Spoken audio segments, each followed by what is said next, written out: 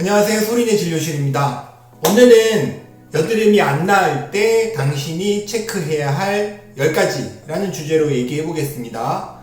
참고 출처는 개요란을 참고해 주세요. 바로 들어갑니다. 첫째, 치료를 바꾸었으면 최소한 한 달은 해봐라 입니다. 화장품을 바꾸어 봤든 아니면 새로운 치료를 시작해 봤든 뭔가 여드름을 위해서 시작을 했으면 최소한 한 달은 해보라는 얘기입니다. 물론 전제가 있습니다. 도중에 막 너무 심해지면 안 됩니다. 중간에 막 너무 심해져 가지고 이게 아니다 싶을 때면은 중단을 해야겠지만, 치료를 시작했는데 혹은 화장품을 바꿔보거나 뭔가 새로운 걸 해봤는데 한 며칠 있다가 별론 것 같은데? 난 잘 모르겠는데? 이러면서 그만두거나 바꾸어서는 안 된다는 얘기입니다. 피부가 어느 정도 변화를 보이려면 최소한 4주에서 6주는 필요합니다. 그것도 이 4주에서 6주라는 말이 다 낫는데 걸리는 시간이 아니라 변화가 시작되는 시간입니다. 그러니까 그래도 좀 괜찮나? 이렇게 인식하는데 걸리는 시간이 기본으로 4주에서 6주는 걸린다는 말이죠. 여기서 더 나아지려면은 2개월, 3개월 이상이 필요할 수도 있습니다. 그러니까 변화가 느껴지면 그 이후에 계속 치료를 더 반복해 주셔야 됩니다. 그리고 또 제법 만족스러운 효과를 보고 나서도 조금은 더 치료를 해주시는 것이 좋습니다. 그냥 툭 끊으시면 새로 재발되는 것을 확인할 수 없기 때문에 조금 더 치료 더 해주시는 것을 추천드립니다. 둘째, 여드름의 원인은 다양하다. 앞선 성인 여드름 영상에서 여러 가지 원인에 대해서 설명을 드렸었는데요. 그렇기 때문에 치료에서도 다양한 전략을 사용을 해야 됩니다. 예를 들어서 과산화벤조일이 들어있는 연고는 여드름의 균, 피아크네라고 부르는 균을 죽이는 목적이고요. 피지억제제는 유분, 그러니까 여드름의 원료가 되는 기름기를 잡는 목적입니다. 살리실산이 들어있는 연고가 있는데 이거는 염증을 줄이고 모공이 막히는 것을 없애는, 모공이 그러니까 덜 막히게 해주는 그런 목적입니다. 그래서 한 가지 치료로 효과를 보지 못했다면 다른 전략을 써보는 것이 좋습니다.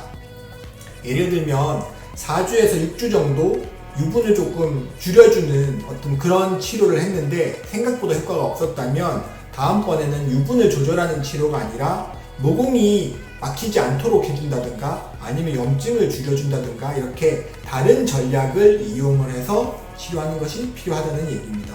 물론 이런 전략을 혼자서 고민하기 어렵다면 병원에서 내원을 해서 치료를 하는 것을 추천드립니다. 셋째, 지시를 따르자. 여드름 치료가 딱 보기에 간단해 보이지만 시키는 대로 어떤 주의사항을 지켰나 안 지켰나가 되게 큰 차이를 보입니다. 병원에서 의료진이 어떤 치료를 제안을 했다면 그걸 숙지하고 잘 지켜주세요. 물론 합리적인 치료를 제안하고 그 지켜야 될 사항을 꼼꼼히 설명하고 이해시키는 그것은 의료진의 몫입니다.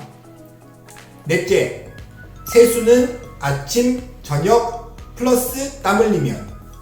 세수 몇 번 해야 되냐 많이 물어보시거든요. 여드름이 잘 생기는 피부는 의외로 민감합니다. 하루 2번 이상 세안을 하면 피부에 자극을 주고 또 여드름이 악화될 수도 있습니다. 특히나 학생들이 혹은 10대, 20대의 이런 젊은 층의 환자분들이 하루에 4번, 5번 이상 세수한다 그러는 경우가 많은데요. 세수는 아침에 일어나서 한 번, 저녁에 자기 전에 한 번, 만약 그 사이에 땀을 흘렸다면 한 번 해주고 이런 식으로 2번, 3번만 해주시도록 조언드립니다. 다섯째, 스크럽 하지 마세요.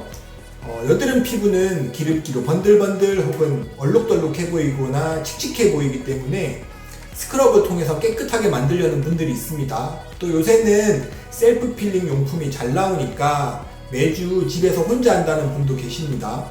근데 이게 효과를 보려고 했는데 피부를 손상시키거나 혹은 피부가 얇아졌다고 하는 분들이 많습니다. 그러니까 자극을 무리해서 주지 않도록 해주세요.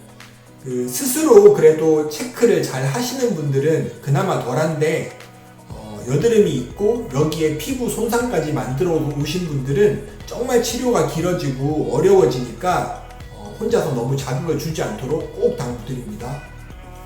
6번째, 화장품을 잘 고르자. 논코메도제닉 혹은 논아크네제닉 이렇게 여드름과 무관하다고 표기되어 있는 화장품을 추천합니다. 미국 자료에는 오일 프리 제품 쓰라고 하는데요. 막상 우리나라에는 여드름도 나지만 건조감도 심하게 느끼는 그런 여드름 환자도 많습니다. 케바카인 경우도 있으니까 오일 프리까지는 내가 쓸지 말지 필요하면 의료진하고 상의하세요. 성분 판단이 어렵고 내가 이거 뭔지 어떻게 다 아냐 하면은 적어도 화장품 사기 전에 화장품 어플 정도는 체크해 주시기를 추천드립니다. 그리고 여드름용 혹은 염증용, 트러블용 그런 화장품 너무 고집하지 않으셔도 됩니다. 그리고 또 천연 화장품에 너무 고집하지 않으셔도 됩니다. 그냥 어플 이렇게 보니까 이게 제일 순하다더라 혹은 나쁜 성분이 제일 없는 것 같아, 그런 거 중에서 제일 내 마음에 드는 거 그런 거 쓰시면 충분합니다. 그리고 직구 하실 거면 꼭 미국의 스킨딥 사이트에서 검색 한번 해보고 구매하시도록 추천드립니다. 7번째, 제발 만지지 마세요. 스스로 나는 여드름 좀 잘 짜 이렇게 생각하시는 분들도 많이 계신데요. 저희가 보기엔 좀 아닌 경우도 있습니다. 그나마 짜는 거는 양반이고요. 아예 막 뜯거나 긁어서 딱지 같은 거 만들어 오시는 분도 너무 많습니다. 그러면 다 흉지거든요.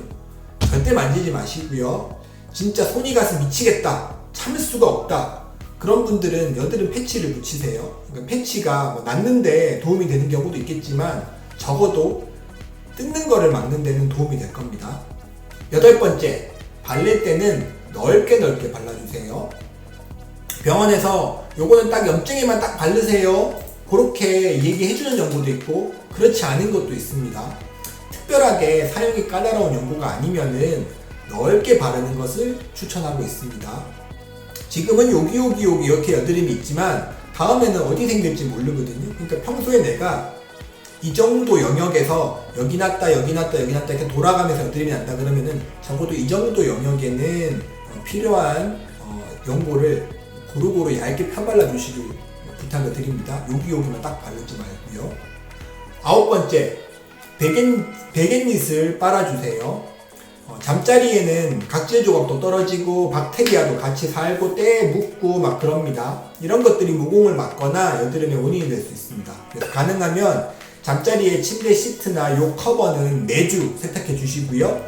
베갯닛도 주에 2번, 3번은 갈아주시는 것이 여드름의 재발을 방지하는 데 도움이 됩니다. 마지막 10번째입니다. 병원을 가세요. 만약 이것저것 해보았는데 잘 안되고 여드름이 계속 반복하면은 병원을 찾으세요. 제가 62화에서 한번 알려드린 적이 있습니다. 미국에서 4명 중에 3명은 거의 한 1년 정도 있다가 여드름 때문에 병원에 온다고 합니다. 그러면은 이제 1년 동안은 괜찮겠지, 없어지겠지 하면서 혼자 이것저것 케어 해보다가 한 1년쯤 되니까 병원 가야겠다 하고 병원 오신다는 거죠.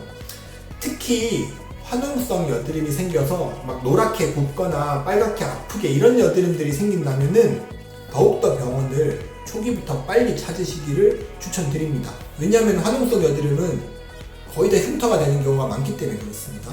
고민되면 빨리 찾으시기 바랍니다. 이상 당신이 여드름이 안 나을 때 체크해볼 10가지였습니다. 도움이 되셨다면 좋아요와 구독 눌러주시고요. 궁금한 사항은 댓글로 남겨주세요. 감사합니다.